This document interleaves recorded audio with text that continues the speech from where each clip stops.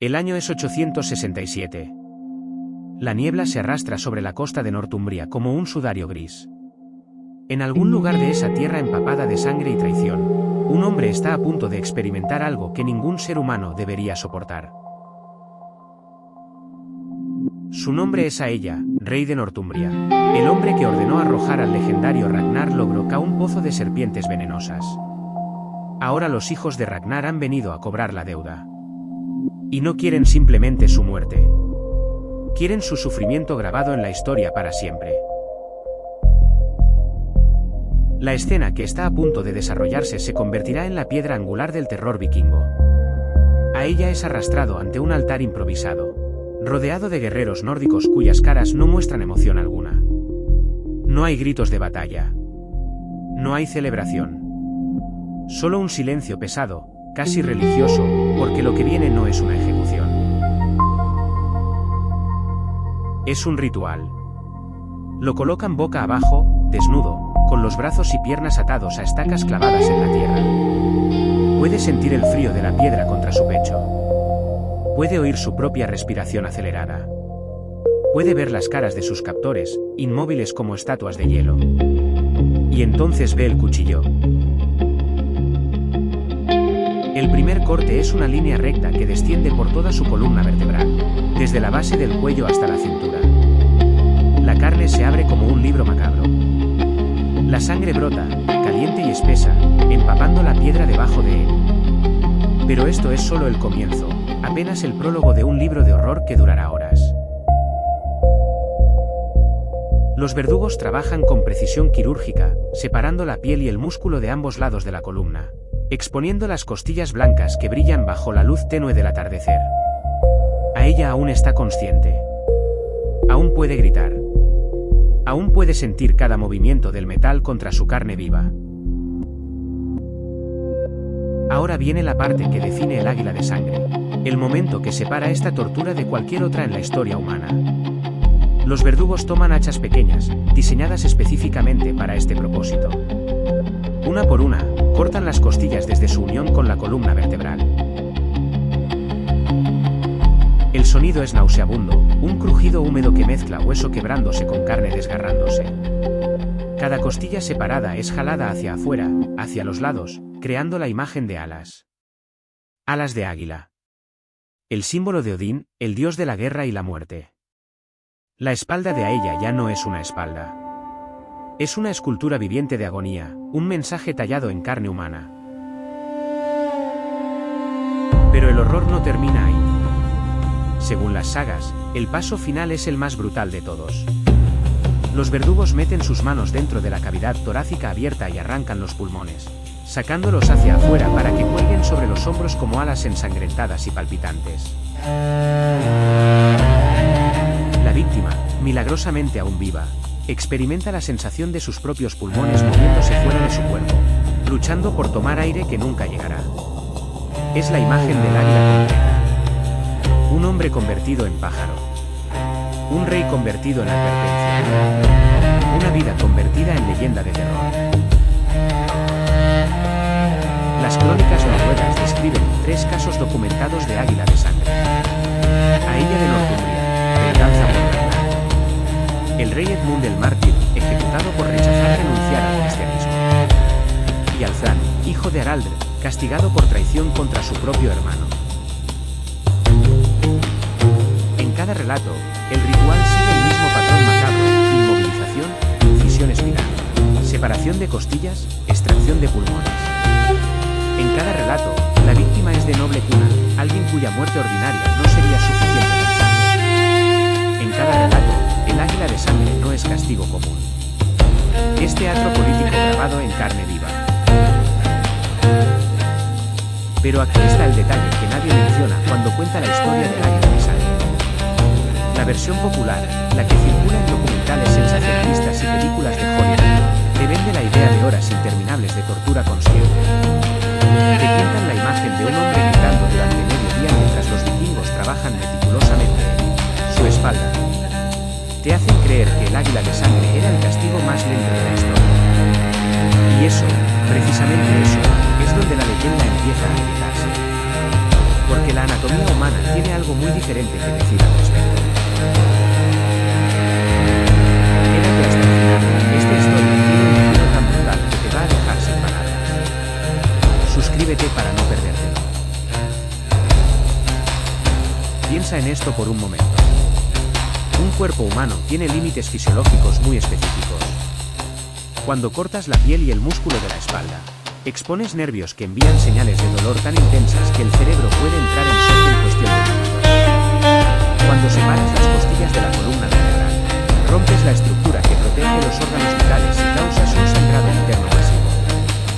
Cuando expones los pulmones al aire exterior, colapsan instantáneamente porque la presión negativa que los mantiene inflados desaparece. La muerte por shock hipovolémico, por pérdida masiva de sangre, llegaría mucho antes de completar el ritual completo. Entonces, ¿cómo es posible que las víctimas permanecieran conscientes durante horas? La respuesta es simple y aterradora: probablemente no lo hacían. La versión que conocemos, la versión que se ha vuelto icónica en la cultura popular, probablemente es una exageración. Una exageración deliberada. Porque resulta que los vikingos eran maestros en algo mucho más poderoso que la tortura física. Eran maestros en la guerra psicológica. Eran arquitectos del miedo. Y entendían algo fundamental sobre la naturaleza humana: que una historia bien contada puede ser más aterradora que cualquier realidad. Que el mito de un castigo puede gobernar más efectivamente que el castigo mismo. Entonces aquí estamos, 1200 años después, todavía hablando del águila de sangre. Todavía sintiendo ese escalofrío cuando imaginamos la escena. Todavía creyendo que fue el castigo más lento y doloroso jamás concebido. Los vikingos ganaron. No porque realmente ejecutaran este ritual de la manera que imaginamos. Ganaron porque crearon una leyenda tan potente, tan visceral, tan absolutamente aterradora, que seguimos transmitiéndola generación tras generación. El águila de sangre no necesitaba ser real para funcionar. Solo necesitaba ser creíble. Y eso, precisamente eso, es lo que hace esta historia verdaderamente escalofriante. Para entender el águila de sangre, primero debes entender algo fundamental sobre la mentalidad vikinga. Para ellos, la muerte no era el castigo. La muerte era un alivio. El verdadero castigo era la deshonra, el olvido, la humillación que persistía más allá de la tumba. Un hombre podía morir en batalla y ganarse un lugar en el Valhalla, donde festejaría con Odín hasta el fin de los tiempos. Pero un hombre ejecutado como criminal común, sin honor, sin ritual, sin historia, ese hombre moría dos veces, una en la carne y otra en la memoria. El águila de sangre no se trataba de infligir dolor. Se trataba de borrar la existencia misma de un enemigo. La sociedad nórdica del siglo IX operaba bajo un código tan rígido como el acero de sus espadas. Se llamaba la ley del vergil, el precio de sangre. Si mataban a tu padre, tenías dos opciones: aceptar una compensación en oro y ganado, o tomar venganza. No había tercera opción. No había perdón. No había justicia abstracta administrada por un sistema impersonal. La justicia era personal, visceral, y absolutamente obligatoria. Si no vengabas a tu familia, eras menos que nada. Eras un nidín, un cobarde sin honor cuyo nombre se convertiría en insulto. Entonces, cuando los hijos de Ragnar miraron el pozo donde su padre murió mordido por serpientes, no tenían elección. La sangre pedía sangre. Pero no cualquier sangre. Sangre que gritara por generaciones. Ahora imagina el cálculo político detrás del águila de sangre. Eres Ivar el Desuesado, líder del gran ejército pagano que ha conquistado la mitad de Altair. Has capturado al rey responsable de la muerte más humillante de tu padre. Podrías decapitarlo. Rápido, eficiente, honorable según los estándares de la época. Pero eso no envía el mensaje correcto. Una decapitación es lo que haces con soldados comunes, con criminales ordinarios. Este hombre necesitaba algo diferente. Necesitabas crear una historia tan aterradora que cada rey, cada señor, cada noble en toda Escandinavia y las Islas Británicas la escuchara y pensara dos veces antes de cruzar a un vikingo. Necesitabas un monumento de terror esculpido en carne humana. El águila de sangre era propaganda. Era guerra psicológica elevada a forma de arte. Piensa en el impacto que tenía. Un mensajero llega a la corte de un rey rival y describe lo que vio, no una ejecución, sino una transformación grotesca de un hombre en símbolo. Las costillas arrancadas y extendidas como alas. Los pulmones expuestos, palpitando débilmente antes del colapso final. El cuerpo dejado en exhibición pública para que todos lo vieran, para que nadie pudiera dudar de lo que sucedía cuando ofendías a los hombres del norte. Ese rey rival, sentado en su trono, escuchando cada detalle de un segundo, ahora tiene que tomar una decisión. ¿Vale la pena arriesgarse a ese destino? ¿Vale la pena la guerra contra estos hombres que no solo matan, sino que convierten el asesinato en un ritual religioso? Porque sí, era religioso. El águila era el símbolo de Odín, el padre de todos, el dios que colgó de Yggdrasil durante 9 noches para obtener sabiduría. Odín no era un dios benevolente. Era un dios de guerra, de muerte, de sacrificio brutal. Los vikingos creían que los guerreros más valientes eran elegidos por las valquirias para servir en batalla, pero solo si morían en batalla. El águila de sangre era una manera de ofrecer un enemigo directamente a Odín, de convertir una ejecución política en un sacrificio sagrado. No estabas simplemente matando a un rey. Estabas consagrando su muerte, transformando su sufrimiento en ofrenda divina. Era teología tallada con hachas en la espalda de los enemigos. Los 3 casos documentados del águila de sangre comparten un patrón revelador. A ella de Northumbria ejecutó a Ragnar Lodbrok de la manera más humillante posible.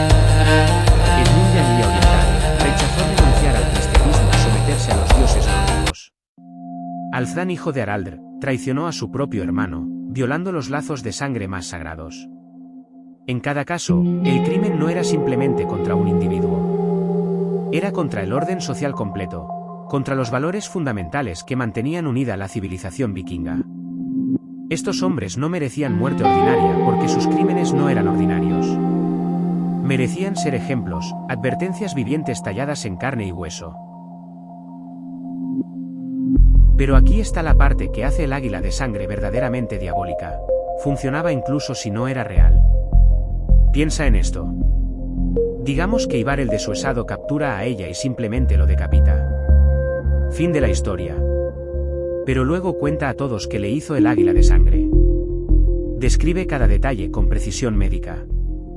Los escaldos, los poetas de la corte, componen versos sobre el águila de Aella. Las sagas lo registran. Los mensajeros llevan la historia a cada rincón del mundo conocido. ¿Importa realmente si sucedió exactamente como se describe?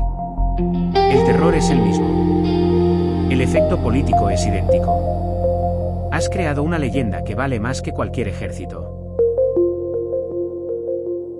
Los vikingos entendían algo que la guerra moderna tardó siglos en aprender, que la percepción es más poderosa que la realidad. Que un enemigo aterrorizado es un enemigo derrotado antes de que comience la batalla. Que la reputación de brutalidad puede conquistar territorios sin derramar una gota de sangre. El águila de sangre no necesitaba ejecutarse 1000 veces. Necesitaba ejecutarse una vez, quizá 2, de manera lo suficientemente pública y documentada para que la historia se esparciera como fuego en pasto seco. Después de eso, la amenaza sola bastaba. Solo mencionar la posibilidad del águila era suficiente para hacer que reyes y jarls reconsideraran sus decisiones. Entonces, cuando miras el águila de sangre a través de esta lente, empieza a tener más sentido. No era sadismo gratuito de bárbaros sedientos de sangre. Era una herramienta política sofisticada diseñada para proyectar poder a través del terror. Era marketing de terror, si quieres verlo con cinismo moderno. Los vikingos no eran más brutales que los romanos que crucificaban miles a lo largo de la Vía Apia, o que los persas que empalaban enemigos en estacas durante días. Pero eran más inteligentes en cómo empaquetaban y distribuían su brutalidad. Crearon un producto de terror tan efectivo que seguimos hablando de él 1000 años después. El águila de sangre era su obra maestra de propaganda. Y nosotros, todos nosotros que seguimos contando la historia, somos los distribuidores no remunerados de esa propaganda vikinga. Ellos ganaron la guerra de la memoria. Y ni siquiera nos dimos cuenta de que estábamos luchando en ella. Ahora viene la parte donde la leyenda choca brutalmente contra la realidad biológica. Olvida por un momento las sagas épicas y los relatos dramáticos. Vamos a diseccionar el águila de sangre con la frialdad de un cirujano forense. Porque resulta que el cuerpo humano tiene límites muy específicos, límites que las versiones populares de esta historia ignoran convenientemente. Y cuando aplicas conocimiento anatómico básico al ritual descrito, la historia completa empieza a desmoronarse. O peor aún, se vuelve más aterradora de maneras que nunca imaginaste. Comencemos con el primer corte, esa incisión larga que desciende por toda la columna vertebral. Inmediatamente estás cortando a través de múltiples capas de tejido, piel, grasa subcutánea, fascia, y finalmente el músculo erector de la columna que mantiene el torso erguido. Cada una de estas capas está repleta de vasos sanguíneos y terminaciones nerviosas. El dolor sería instantáneo y absoluto, activando cada receptor nociceptivo en la espalda simultáneamente. El cerebro humano responde a este nivel de trauma con una cascada de reacciones. Liberación masiva de adrenalina, constricción de vasos sanguíneos periféricos, aumento del ritmo cardíaco. El cuerpo entra en modo de supervivencia extrema. Pero aquí está el problema, ese modo de supervivencia tiene un límite de tiempo muy definido. Ahora separas el músculo y la carne de ambos lados de la columna vertebral, exponiendo las costillas. Estás creando una herida con una superficie de aproximadamente 400 centímetros cuadrados de tejido, vivo expuesto al aire. La pérdida de sangre es masiva e inmediata. Un adulto promedio tiene entre 5 y 6 litros de sangre en su cuerpo. Pierde el 30% y entras en sóquipo volémico clase 3, confusión mental, pérdida de consciencia intermitente, presión arterial cayendo en picada. Pierde el 40% y estás en clase, inconsciencia total, fallo de órganos, muerte inminente. Con una herida de esta magnitud, llegarías al 30% de pérdida de sangre en menos de 10 minutos sin ningún tipo de torniquete o cauterización. Los vikingos no tenían transfusiones de sangre. Una vez que la sangre sale, no regresa. Pero asumamos por un momento que de alguna manera controlan el sangrado. Quizá cauterizan los vasos principales con hierros calientes. Quizá trabajan con velocidad quirúrgica imposible. Ahora viene la parte donde realmente separas las costillas de la columna vertebral. Las costillas están unidas a las vértebras torácicas mediante articulaciones costovertebrales, estructuras increíblemente resistentes diseñadas para soportar la presión constante de la respiración. Para separarlas, necesitas cortar no solo cartílago, sino ligamentos densos y cápsulas articulares. Cada costilla que separas es un nuevo foco de sangrado arterial.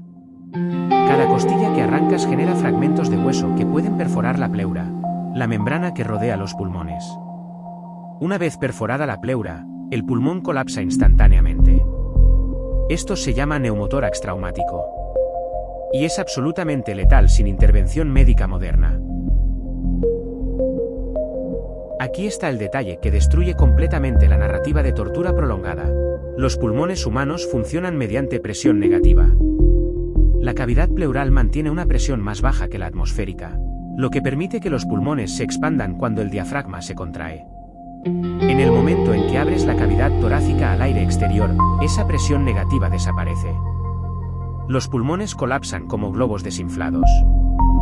La víctima ya no puede respirar, no importa cuánto lo intente. El diafragma puede contraerse todo lo que quiera, pero sin la presión diferencial, los pulmones permanecen colapsados. La asfixia es inmediata. La muerte cerebral por falta de oxígeno ocurre en 3 a 5 minutos. Entonces, ¿cómo se supone que la víctima permanezca consciente mientras arrancas los pulmones y los colocas sobre sus hombros? ¿Como alas? La respuesta es simple, no puede. Es fisiológicamente imposible. Si ejecutas el águila de sangre como lo describen las sagas, con las costillas separadas y los pulmones expuestos, la víctima muere por shock hipovolémico o asfixia mucho antes de que completes el ritual. Probablemente muere en los primeros 5 a 10 minutos del proceso. Definitivamente muere antes de que puedas arrancar los pulmones. La imagen icónica del águila de sangre, con la víctima consciente y los pulmones palpitando sobre sus hombros, es anatómicamente imposible. No puede suceder. No con fisiología humana real. No en este universo. Entonces, ¿qué significa esto? ¿Significa que el águila de sangre nunca ocurrió? No necesariamente. Pero significa que la versión que conocemos, la versión sensacionalista que circula en la cultura popular, es definitivamente una exageración. Probablemente lo que realmente sucedió fue algo menos dramático pero igualmente brutal. Una ejecución rápida mediante incisión espinal profunda, seguida de la mutilación post-mortem del cadáver para crear la imagen del águila. Cortas la espalda, separas algunas costillas, posicionas el cuerpo de manera teatral. La víctima ya está muerta para entonces, pero el mensaje visual permanece. El espectáculo continúa. La propaganda funciona. Y aquí está el giro que hace esto aún más perturbador. Si los vikingos entendían, aunque sea rudimentariamente, estos límites fisiológicos, y hay evidencia de que su conocimiento médico de campo de batalla era sorprendentemente sofisticado, entonces sabían que no podían mantener a alguien vivo durante todo el proceso. Sabían que la muerte llegaría rápida, lo cual significa que la duración de la tortura nunca fue el punto. El punto era la imagen final. El punto era el cadáver decorado dejado en exhibición. El punto era la historia que los testigos contarían después. Los vikingos no estaban tratando de maximizar el sufrimiento temporal. Estaban tratando de maximizar el impacto psicológico eterno. Piensa en la eficiencia diabólica de esto. En lugar de perder tiempo y recursos en mantener a alguien vivo durante horas de tortura elaborada, que requeriría conocimiento médico imposible para la época, simplemente matas al enemigo de manera relativamente rápida y luego conviertes el cadáver en arte de propaganda. Toma menos tiempo, menos esfuerzo, y logra exactamente el mismo efecto de terror. Es más confiable. No hay riesgo de que la víctima muera prematuramente y arruine el espectáculo. Ya está muerta. Ahora solo escuches el mensaje en su carne fría. Es más brutal de manera completamente diferente, no por la duración del sufrimiento, sino por la fría calculación detrás del acto. Entonces la anatomía de la gravedad incómoda sobre el águila de sangre probablemente nunca fue el castigo más lento de la historia. Fue el castigo más visual. El más memorable. El más efectivo en términos de propaganda por unidad de esfuerzo invertido. Los vikingos no necesitaban mantener viva a la víctima durante horas. Solo necesitaban que la gente creyera que lo hicieron. Y 1000 años después, seguimos creyendo. La anatomía humana tiene sus límites. Pero la credulidad humana, aparentemente, no tiene límites. Ahora viene el momento donde toda la historia del águila de sangre se desmorona por completo. Porque resulta que las fuentes primarias, esos textos antiguos que todos citan como prueba definitiva del águila de sangre, tienen un problema masivo. Fueron escritas entre 200 y 400 años después de los eventos que supuestamente describen. Imagina que alguien en el año 2026 escribiera sobre la guerra de independencia de Estados Unidos sin acceso a documentos originales, solo basándose en historias orales transmitidas a través de 10 generaciones. Luego imagina que esa persona tuviera una agenda política muy específica para hacer que los fundadores parecieran monstruos o héroes según le conviniera.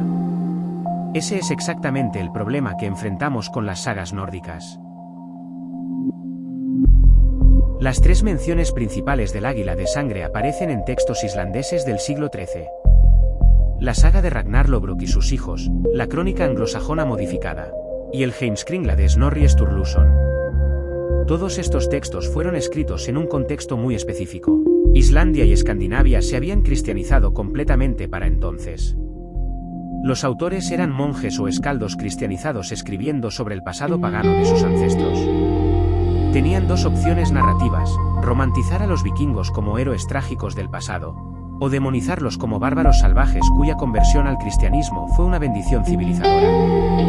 En ambos casos, exagerar la brutalidad de los rituales paganos servía perfectamente a sus propósitos literarios y teológicos. Pero el problema real no es solo la distancia temporal o el sesgo de los autores. El problema es lingüístico, y aquí es donde la historia se pone verdaderamente fascinante. La frase en nórdico antiguo que se traduce como águila de sangre es Blóur RN o Ristin Norna con acento vaki. Y resulta que esta frase puede interpretarse de al menos 2 maneras completamente diferentes. La interpretación literal, la que todos conocemos, es que cortaban un águila en la espalda de la víctima. Pero hay académicos que argumentan que la frase es en realidad una kenin, una figura poética nórdica donde se usan metáforas complejas para describir algo completamente diferente. En este caso, Ristin Orna con acento vaki podría significar simplemente que mataron al enemigo con espadas o hachas, cuyas hojas brillando con sangre eran las águilas posándose en su espalda. Las kenins eran fundamentales en la poesía nórdica. Los vikingos no decían el mar, decían el camino de las ballenas. No decían batalla, decían la tormenta de espadas. No decían sangre, decían rocío de heridas. La poesía escalda está repleta de estas metáforas elaboradas que hacen la traducción literal casi imposible. Entonces, cuando un poeta del siglo IX describe que el águila de sangre se posó en la espalda de Aella, podría estar usando lenguaje figurado para decir que Aella fue ejecutado violentamente con armas. Los monjes del siglo XIII, escribiendo en un contexto cristiano y habiendo perdido el contexto cultural de la poesía pagana, podrían haber malinterpretado completamente la metáfora y transformado una figura retórica en una descripción literal de tortura ritual. La evidencia arqueológica no ayuda a resolver el debate, y eso es significativo. Los vikingos dejaron miles de tumbas, cientos de sitios de batalla, innumerables artefactos. Pero no hay un solo esqueleto que muestre las marcas características del águila de sangre. Ni uno. Si este ritual era tan común o significativo como las sagas sugieren, si se ejecutó en al menos 3 reyes nobles cuyas muertes fueron eventos históricos mayores, ¿dónde están los restos físicos? Las costillas humanas preservan marcas de corte durante siglos. La columna vertebral muestra evidencia de trauma contundente o incisiones. Pero ningún arqueólogo ha encontrado jamás un esqueleto vikingo o anglosajón con el patrón de daño que esperarías del águila de sangre. El silencio arqueológico es ensordecedor. Algunos académicos modernos van más allá y argumentan que el águila de sangre pudo haber sido una invención completa de los escritores cristianos medievales diseñada específicamente para demonizar a los paganos. Era una técnica de propaganda común, atribuir rituales de sacrificio humano grotescos a las religiones que quería sobrevivir. Los romanos acusaban a los cartagineses de sacrificar niños. Los cristianos acusaban a los judíos de rituales de sangre. Los españoles acusaban a los aztecas de brutalidades exageradas. En cada caso, había un núcleo de verdad amplificado y distorsionado para propósitos políticos. El águila de sangre encaja perfectamente en este patrón. Tomas una práctica real de ejecución violenta, agregas elementos rituales o políticos, y creas la narrativa perfecta de salvajismo pagano versus civilización cristiana. Pero aquí está el contraargumento que no puedes ignorar. Los vikingos definitivamente practicaban sacrificios humanos. Tenemos evidencia arqueológica sólida de esto.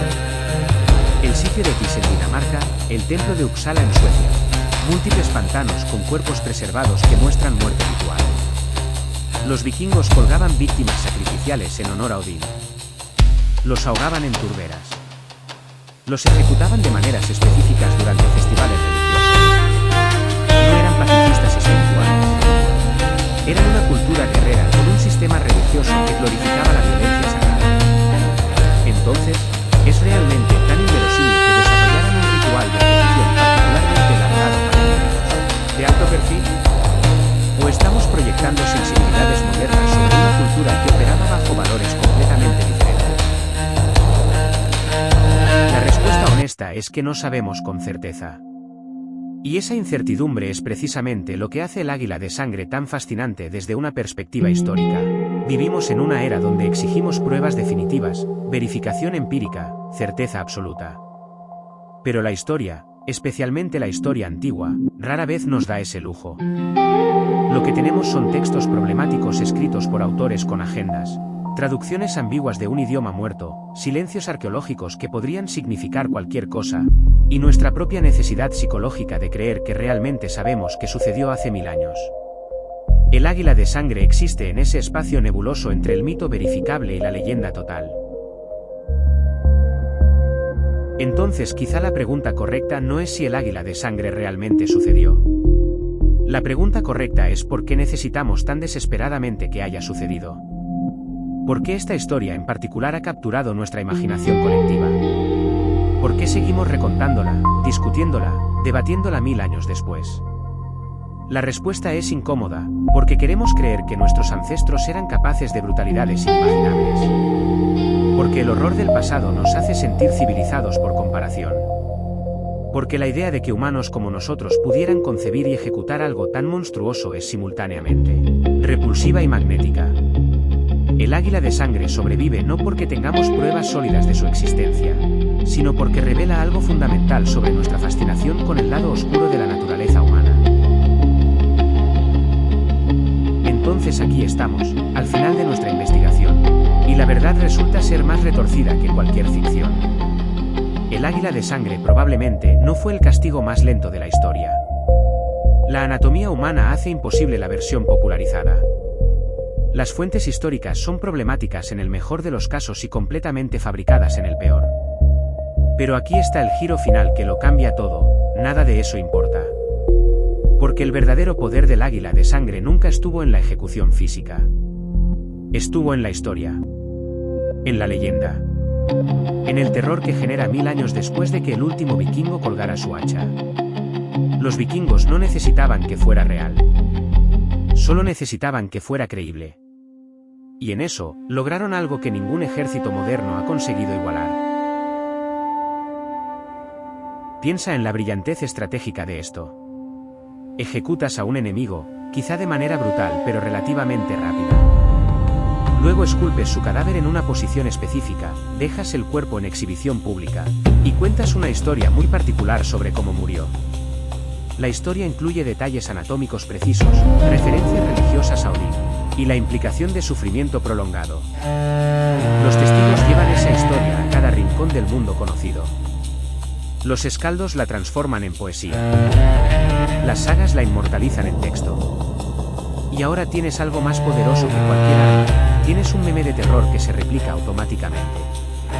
Cada persona que escucha la historia la cuenta a otras 10. Cada generación amplifica los detalles. El águila de sangre se convierte en algo más grande que cualquier ejecución real podría ser. Se convierte en mitología viviente. La guerra psicológica moderna gasta billones tratando de lograr lo que los vikingos lograron con un hacha y una buena historia. Los Estados Unidos dejaron caer volantes sobre Japón antes de Hiroshima, prometiendo destrucción sin precedentes. Los nazis filmaron sus marchas y desfiles para proyectar poder invencible. La Unión Soviética publicaba estadísticas falsas sobre su arsenal nuclear. Todos intentando crear la percepción de fuerza que haría innecesaria la fuerza real. Pero ninguno de estos esfuerzos de propaganda ha durado 1000 años. Ninguno sigue generando terror genuino en personas que saben racionalmente que es historia antigua. El águila de sangre lo hace. Todavía estás sintiendo ese escalofrío, ¿verdad? Todavía puedes imaginar la escena con claridad visceral. Los vikingos ganaron la guerra de propaganda definitiva y ni siquiera necesitaron inventar. Pero aquí está la parte que hace esto verdaderamente diabólico. El águila de sangre funcionó en múltiples niveles simultáneamente. A nivel político, intimidaba a enemigos potenciales. A nivel religioso, honraba a Odín y justificaba la violencia como acto sagrado. A nivel cultural, reforzaba los valores vikingos de honor, venganza y poder. A nivel psicológico, transformaba el miedo abstracto a la muerte en terror concreto a una muerte específica. Era propaganda multinivel que operaba en cada dimensión de la experiencia humana. Y lo más impresionante es que no requería infraestructura, presupuesto o tecnología. Solo requería comprensión profunda de la naturaleza humana y nuestra debilidad fundamental ante las historias, bien contadas. Comparémoslo con otros métodos de ejecución históricos diseñados para ser terroríficos. Los romanos crucificaban a miles a lo largo de carreteras importantes, creando bosques de cuerpos moribundos. Efectivo como disuasión local, olvidado en una generación. Los persas empalaban enemigos en estacas, dejándolos morir durante días.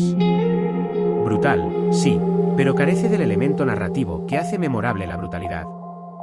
Los aztecas arrancaban corazones en lo alto de pirámides ante multitudes de miles. Espectacular en el momento, pero demasiado vinculado a un contexto cultural específico para traducirse universalmente. El águila de sangre era diferente.